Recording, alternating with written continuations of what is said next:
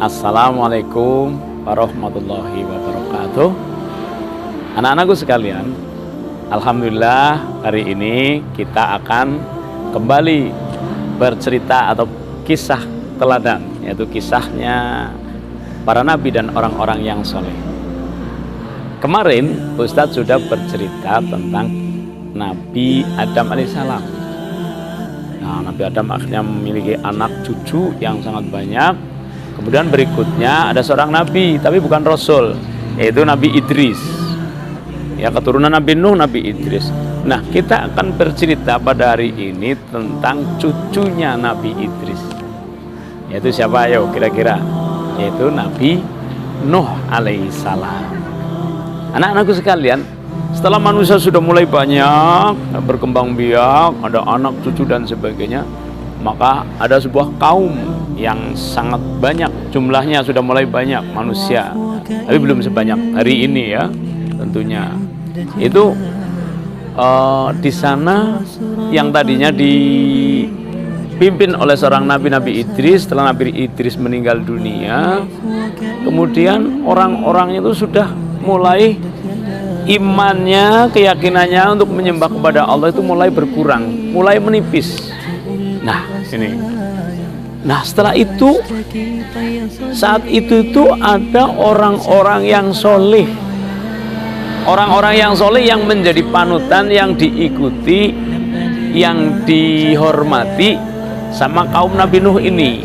Tetapi qadarullah, kehendak Allah, orang-orang ini pada meninggal secara berdekatan waktunya ya, meninggal lagi ya. Kurang lebih ada 5 orang yang sangat terkenal yang meninggal dunia, dan itu orang soleh. Sehingga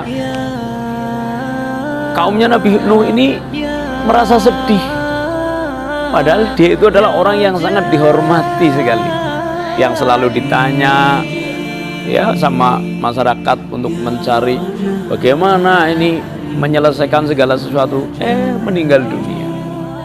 Nah, kemarin ketika Nabi Adam, Ustadz pernah bercerita bahwa iblis, setan ini berjanji akan menyesatkan umat manusia atau keturunan Nabi Adam di dunia ini. Betul itu. Ketika itu mereka membisik-bisikkan, juga membuat apalah, akhirnya supaya menghormati orang yang sudah meninggal ini dibuatlah patung-patung untuk menghormati. Yang pertama cuma menghormati saja, tapi lama-lama bertahun-tahun akhirnya mereka menyembah patung-patung tersebut, menyembah berhala-berhala tersebut.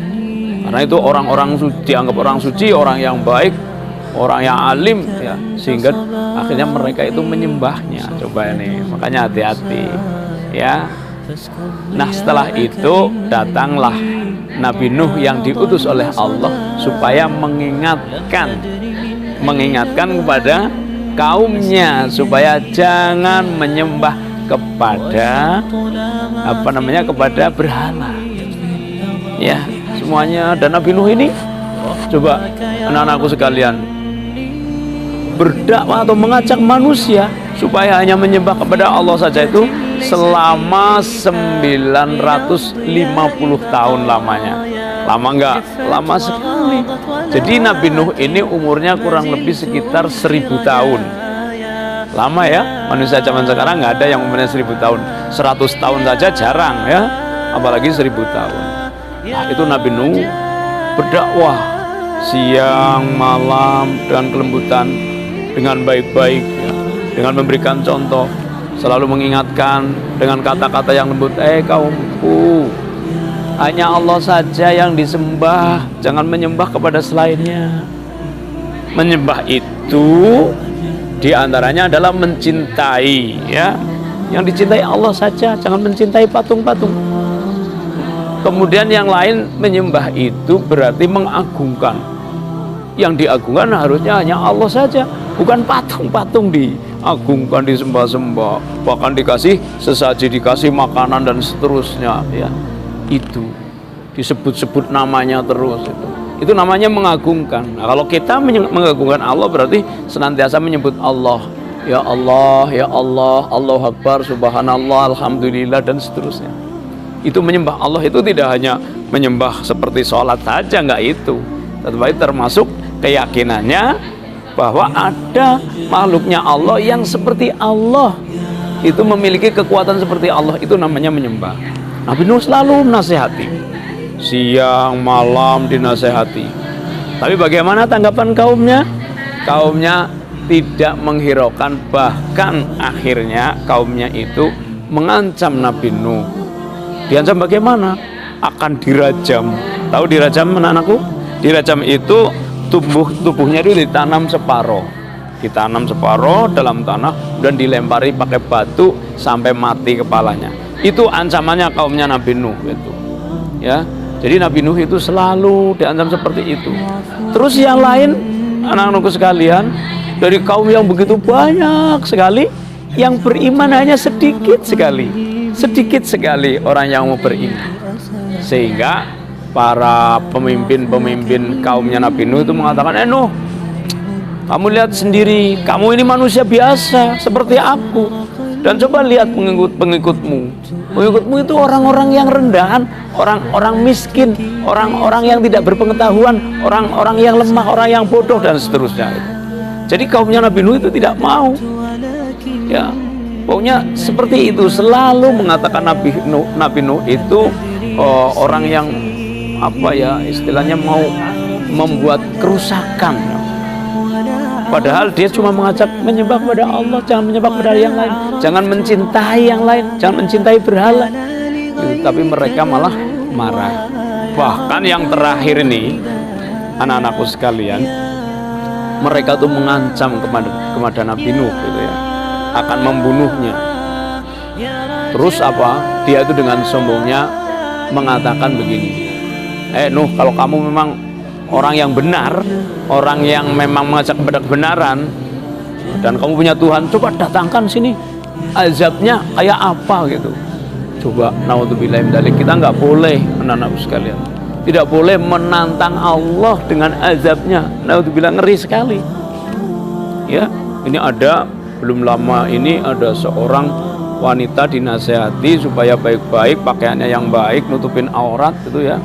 Di suatu negeri lah jauh di sana itu dia malah mengejek, Pak, nggak usah nasihatin saya gitu, aku pesen satu kamar di neraka. Naudzubillah min dzalik.